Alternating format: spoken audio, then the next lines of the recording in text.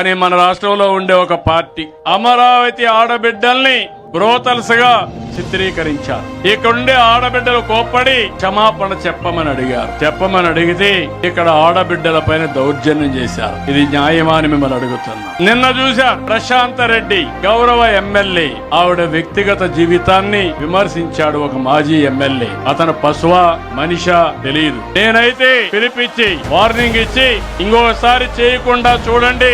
ఏ ఆడబిడ్డ అయినా మన ఆడబిడ్డ, ఆ ఆడబిడ్డ గౌరవాన్ని కాపాడవలసిన బాధ్యత రాజకీయ నాయకులదని గట్టిగా వార్నింగ్ ఇచ్చేవాడిని.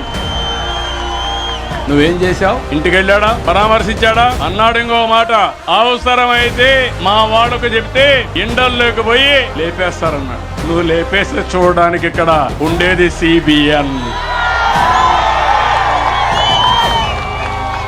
ఇలాంటి నేరస్తులు రాజకీయాల ముసుగులో వస్తున్నారు. ఇప్పుడు నేను ముందు నేరస్తుల రాజకీయ ముసుగు తీసి నేరస్తుల్ని నేరస్తులుగానే పరిగణించాలి, అవునా కాదా అని మిమ్మల్ని అడుగుతున్నా.